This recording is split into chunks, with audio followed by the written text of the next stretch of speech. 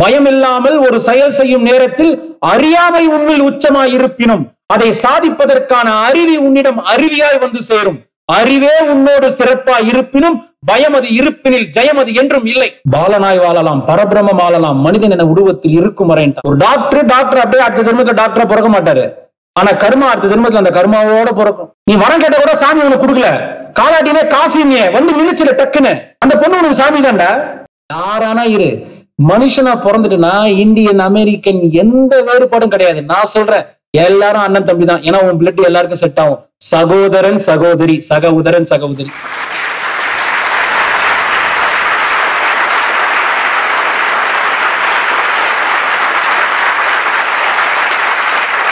ஆனால் இங்க இருக்க எல்லாருமே உங்களுக்கு தெரிஞ்சோ தெரியாமையோ வேறுபட்ட மனிதர்கள் தான்.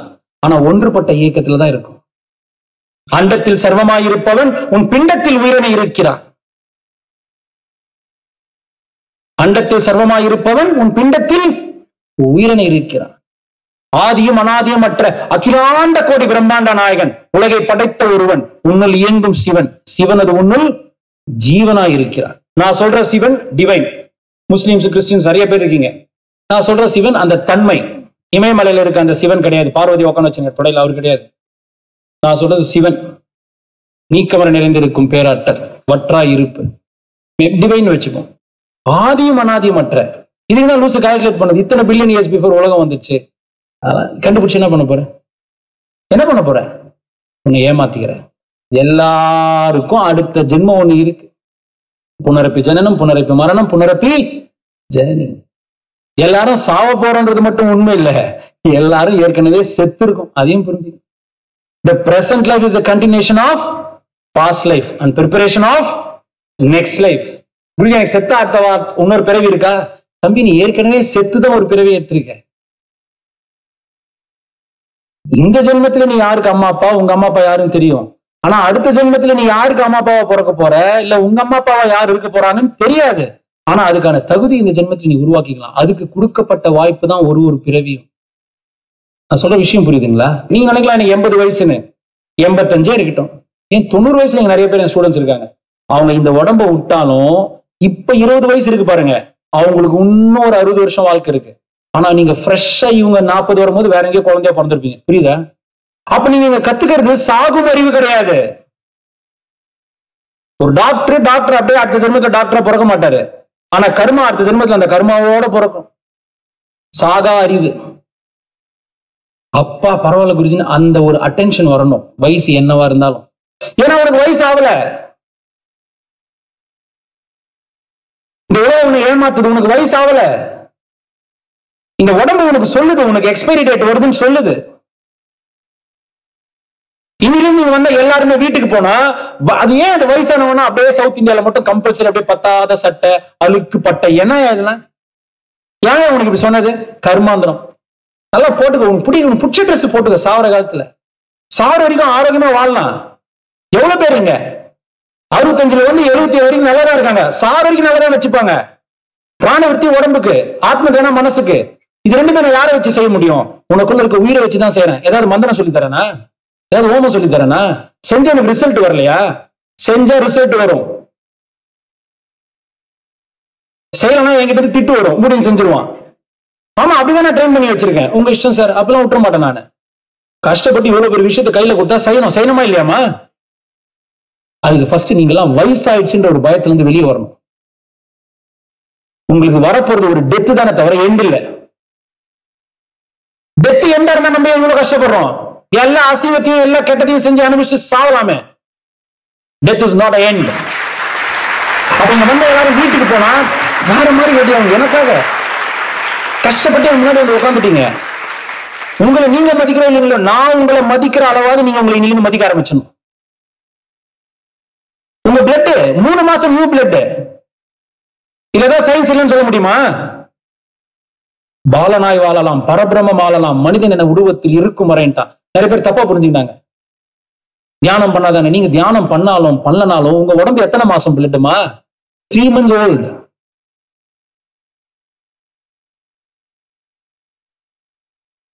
எழுபது வயசு தாத்தா 7 வயசு பையனுக்கு பிளட் கொடுக்குறாரு. 70 வயசு ஓல்டு பிளட் கொடுக்குறாரா? கிடையாது. அதனால இருந்து ஐம் ஓல்ட் ஏஜ்னு சொல்றதை மறந்துடுங்க. தெளிவா புரிஞ்சுக்கோங்க. வீட்டுக்கு போனா இல்ல குறிச்சு எனக்கு பேரா இருக்கு, பேத்தி இருக்கு, இருக்கட்டும்மா, இருக்கட்டும். ஸ்கின் மாறுது, அது சொல்லுது. வெளியே ஸ்தூலம் மாறுது, சூட்சமா மாறல. இந்த டைம்ல நீங்க பத்தாத ட்ரெஸ் போட்டு அப்படியே டல்லா இருக்கிறது. ஒரு ஊருக்கு போறீங்க, ஒருத்தனுக்கு 2 வாரம் வெக்கேஷன் லீவ்ல போறான். இப்பதான் உனக்கு 2 நாள் முடிஞ்சிருக்கு, இன்னும் எவ்வளவு நாள் இருக்கு? 12 நாள் இருக்கு, இருக்கா இல்லையாமா? ஒருத்தருக்கு இன்னும் 4 நாள் தான் இருக்கு. யார் ஊரை நல்லா சுத்தி பார்க்கணும்? யார் ஊரை சுத்தி பார்க்கணும்? இந்த அறிவு உங்களுக்கு இருக்கா இல்லையா? அப்ப 65 வயசுல இருக்கு, நீ தானே இன்னும் குஷியா இருக்கணும். அதுக்கெல்லாம் டைம் இருக்கு, உனக்கு டைம் இல்ல.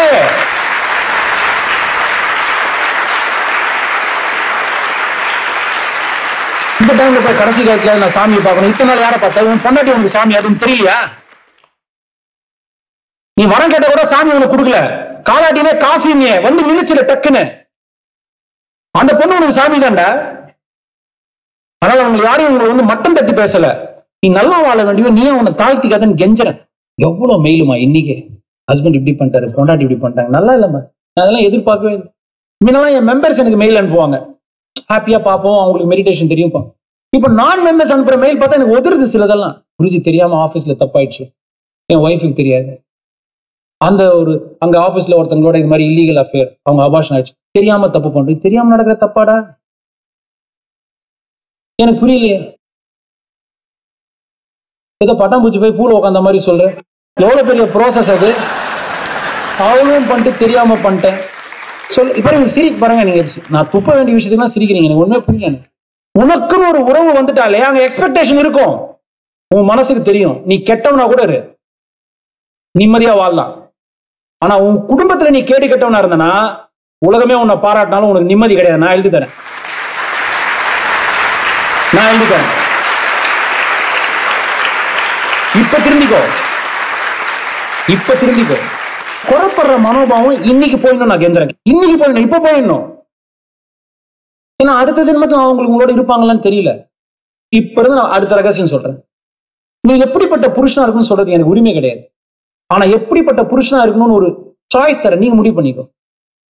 உங்களுக்கு ஒரு பொண்ணு இருக்குன்னு வச்சுக்கோங்களேன். இன்னைக்கு இங்க இருக்க எல்லா பாருங்க, சிலர்லாம் 70 வயசுலயும் ஊர்ல அவ்வளவு நல்லவனா வாழ்றவனா எனக்கு தெரியும். வீட்டுல உயிரை எடுத்துருவான். நான் விளையாட்டுக்கு சொல்றேன்னு நினைக்காதீங்க. அவன் ட்ரெஸ்ஸிங்கும், அவன் பிஹேவியரும், what can I do for you, scholarly brain, Bharathiyar, Thiruvasagam எல்லாம் பண்ணுவான். ஆனா அவன் வீட்டுக்குள்ள போனாலே வீடே டார்ச்சர் ஆயிடும். சனியா அதை வச்சுன்னு ஒண்ணுமே பண்ண முடியும். இப்படி அது நொட்டை, இது நொட்டை, அது நொட்டை, எல்லாம் உங்களுக்கு புரியாது. சில பெண்கள் அப்படிதான், ஊருக்கெல்லாம் நல்லவங்களா இருப்பாங்க, வீட்டுல எப்பவுமே அழுதுனே இருப்பாங்க. அதெல்லாம் இன்னைக்கு விட்டுருங்க. படிப்பு சம்பந்தப்பட்ட விஷயம் இது கிடையாது. பயம் இல்லாமல் ஒரு செயல் செய்யும் நேரத்தில் அறியாமை உன்னில் உச்சமாய் இருப்பினும் அதை சாதிப்பதற்கான அறிவி உன்னிடம் அருவியாய் வந்து சேரும். அறிவே உன்னோடு சிறப்பாய் இருப்பினும் பயம் அது இருப்பினில் ஜெயம் அது என்றும் இல்லை.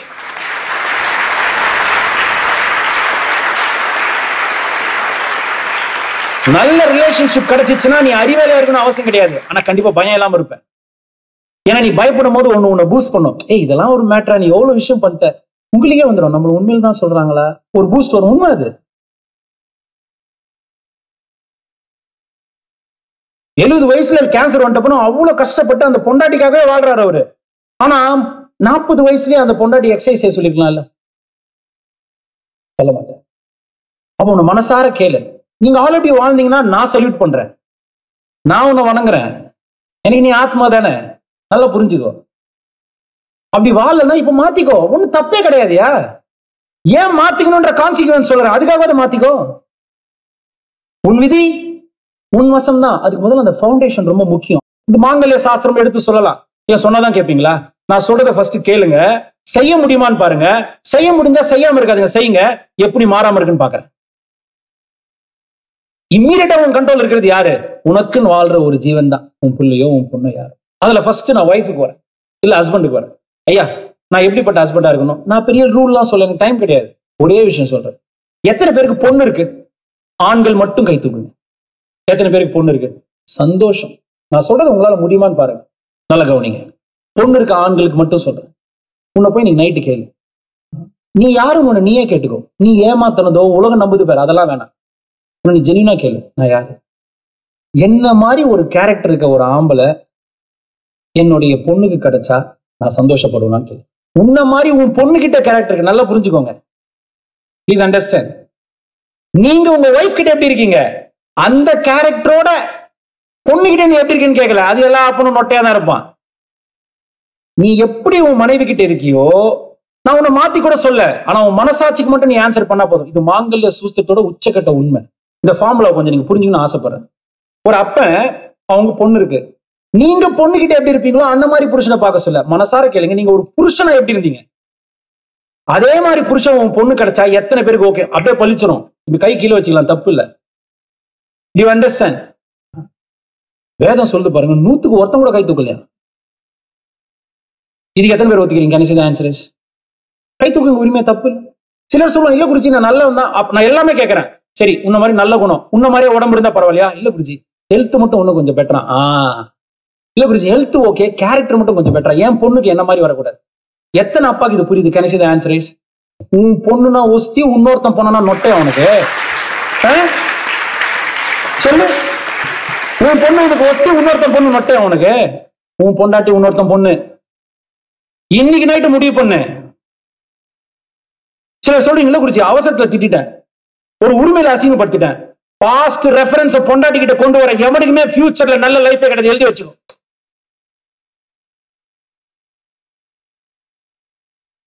உன் வாழ்க்கை மாறினா இது முதல்ல மாறணும்.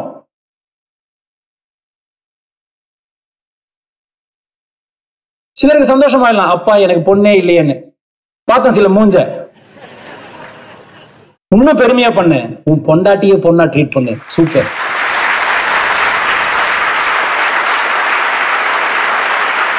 ஏன்னா ஃபர்ஸ்ட் எத்தனை பேருக்கு ரிச்சா இருக்கணும்னு கேட்டேன்.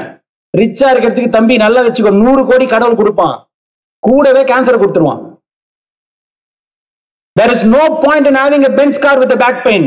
I want you to live the experience that money can give. Life is not what you have, what you experience with what you have. எத்தனை பேருக்கு புரியுது? அப்ப நீ ரிச்சா இருக்கணும்னா முதல்ல உனக்காக வாழ்ந்த அந்த, இல்ல குருஜி என் ஒய்ஃப் பத்தி உங்களுக்கு தெரிய தேவையில்லை, ஆனா அப்படியே மாறிடு.